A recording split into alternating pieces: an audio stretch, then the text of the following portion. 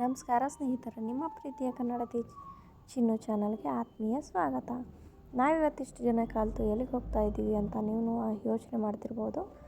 ಅದೆಲ್ಲಿಗೆ ಅಂತ ನಾನು ಹೇಳ್ತೀನಿ. ನಮ್ಮ ಮನೆ ದೇವರಾದಂಥ ಮತ್ತು ಊರಿನಕ್ಕೆ ಆರಾಧ್ಯ ದೈವರಾಗಿರುವಂಥ ಶ್ರೀ ಭೋಗೇಶ್ವರ ದೇವ್ರ ಹತ್ರ ಬರ್ತಾ ಇರೋದು. ಇದು ಅಡವಿ ಭೋಗೇಶ್ವರ ಅಂತ ಕರೀತಾರೆ ಈ ದೇವ್ರಿಗೆ. ಇಲ್ಲಿಂದ ಊರಲ್ಲಿ ಬಂದು ಉಳಿದು ಮತ್ತು ಕೆಂಬಾವಿಗೆ ಹೋಗಿ ಅಲ್ಲಿ ನೆಲೆಸಿದ್ರಂತೆ. ಹಾಗಾಗಿ ವರ್ಷಕ್ಕೊಂದ್ಸರಿ ಅಂತ ಪುಣ್ಯತಿಥಿ ಮಾಡ್ತಾರೆ ಇವತ್ತಿನ ದಿವಸ. ಹಾಗಾಗಿ ವರ್ಷಕ್ಕೊಂದ್ಸರಿ ಮತ್ತು ಜಾತ್ರೆ ಟೈಮಲ್ಲಿ ಬರ್ತೀವಿ ಅಷ್ಟೇ. ಇಲ್ಲಿ ಮಿಕ್ಕಿ ಟೈಮಿಗೆ ಯಾರೂ ಬರೋಲ್ಲ. ಯಾರಾದರೂ ಹೊಸಬರು ಬಂದಿದ್ದರೆ ದೇವ್ರ ದರ್ಶನ ಪಡ್ಕೊಳ್ಳಿಕ್ಕೆ ಬರ್ತಾರಷ್ಟೇ, ಅದನ್ನು ಬಿಟ್ಟೇ ಬರೋಲ್ಲ. ನೋಡಿ, ಎಲ್ಲರೂ ಮಕ್ಕಳು ಆಟ ಆಡ್ಕೊಂಡಿದ್ದಾರೆ. ನಾನು ದೇವರಿಗೆ ನಮಸ್ಕಾರ ಮಾಡಿಲ್ಲ, ಹಾಗಾಗಿ ನಾನು ನಮಸ್ಕಾರ ಮಾಡ್ತಾ ಇರೋದು. ಇವ್ರದ್ದು ಪವಾಡ ಏನಂದರೆ, ಇವಾಗ ಯಾರಿಗಾದ್ರೂ ಹಾವು ಕಚ್ಚಿದ್ರೆ ಬರೀ ದೇವ್ರ ಗುಡಿಗೆ 5 ಸುತ್ತು ಸುತ್ತಿ ದೇವ್ರ ಮೇಲೆ ನೀರು ಹಾಕಿ ಅದೇ ನೀರನ್ನು ಹಿಡ್ಕೊಂಡು ತೀರ್ಥ ಕುಡಿದ್ರೆ ಸಾಕು, ಹಾವು ಕಚ್ಚಿರೋ ವಿಷಯ ಎಲ್ಲ ಹೊರಗಡೆ ಬರುತ್ತಂತೆ ಅಂತಾರೆ. ಅದು ಕರೆನೂ ಆಗಿದೆ.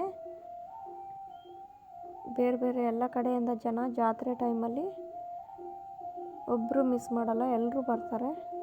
ಅಷ್ಟು ಪವಾಡ ಇದೆ ಈ ದೇವ್ರ ಹತ್ರ. ಮತ್ತು ದೇವ್ರ ಮೇಲೆ ಯಾರಾದರೂ ಆಣೆ ತಿಂದು ಸುಳ್ಳನ್ನು ಹೇಳಿದ್ರೆ ಅದು ನೆಕ್ಸ್ಟ್ ಡೇನೇ ನಿಜನ ಸುಳ್ಳ ಅಂತ ತೋರಿಸ್ಕೊಡ್ತಾರೆ. ಅಷ್ಟು ಪವಾಡ ಇರೋ ದೇವರು ಇದು ಭೋಗೇಶ್ವರ. ನಾವು ಈ ದೇವ್ರದ್ದೇ ಪೂಜೆ ಮಾಡೋದು. ನಮಗೆ 8 ವರ್ಷ 9 ವರ್ಷಕ್ಕೊಂದು ಸಾರಿ ಬರುತ್ತೆ.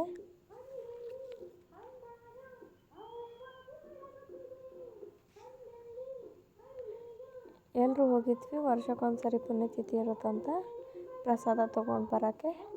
ಎಲ್ಲರೂ ಮಧ್ಯಾಹ್ನ ಹೋಗಿದ್ರು, ನಮಗೆ ಸಾಯಂಕಾಲ ಗೊತ್ತಾಯಿತು. ಹಾಗಾಗಿ ನಾವು ಮನೆಯಿಂದ 5 ಗಂಟೆ ಹಂಗೆ ಬಿಟ್ಟಿದ್ವಿ.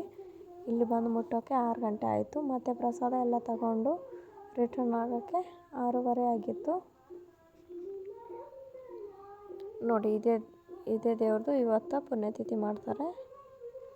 ಅಲ್ಲಿ ಕೆಂಬಾವಿಯಲ್ಲಿ ಇವ್ರದ್ದು ಸ್ವಂತ ಊರು ಅಂದರೆ ಕೆಂಬಾವಿ ಅಂತ ದೇವ್ರದ್ದು.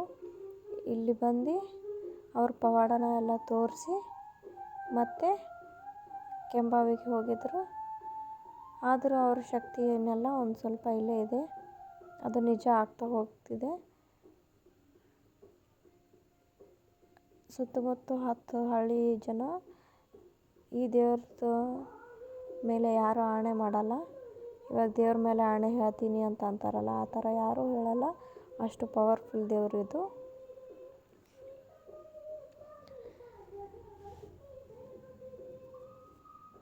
ನೋಡಿದ್ರಲ್ಲ ಫ್ರೆಂಡ್ಸ್, ಇವತ್ತಿನ ನನ್ನ ಈ ವಿಡಿಯೋ ನಿಮಗೆ ಇಷ್ಟ ಆಗಿದ್ದರೆ ಈಗಲೇ ಸಬ್ಸ್ಕ್ರೈಬ್ ಮಾಡಿ, ಲೈಕ್ ಮಾಡಿ, ಸಬ್ಸ್ಕ್ರೈಬ್ ಮಾಡಿ. ಹಾಗೆ ನಿಮ್ಮ ಅನಿಸಿಕೆಯನ್ನು ಮರೀದೆ ಕಮೆಂಟ್ ಮಾಡಿ ತಿಳಿಸಿ.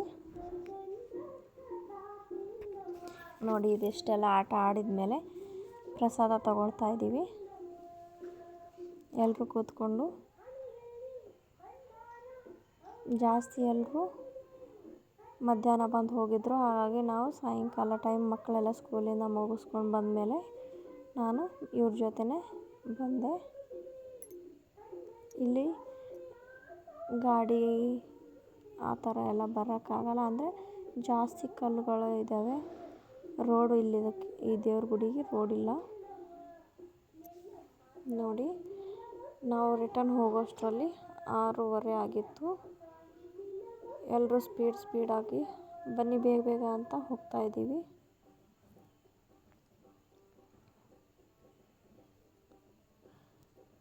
ನೋಡಿ, ಸೂರ್ಯನು ಮುಳುಗ್ತಾ ಇದ್ದಾನೆ. ಅಲ್ಲಿ ಲೈಟ್ ಕಾಣಿಸ್ತಾ ಇರೋದೇ ಊರು.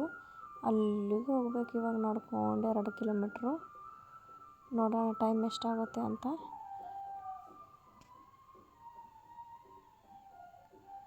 ಈ ಥರ ನೀವೆಲ್ಲ ಎಂಜಾಯ್ ಮಾಡಿದರೆ ಕಮೆಂಟ್ ಮಾಡಿ ತಿಳಿಸಿ ಫ್ರೆಂಡ್ಸ್. ನೋಡಿ, ನನ್ನ ಮಕ್ಕಳನ್ನ ಅವರೇ ಎತ್ಕೊಂಡಿದ್ರು. ನೋಡಿ ಊರ ಹತ್ರ ಹೋಗ್ತಾ ಇದ್ದೀವಿ, ಕತ್ಲಾಗಿತ್ತು.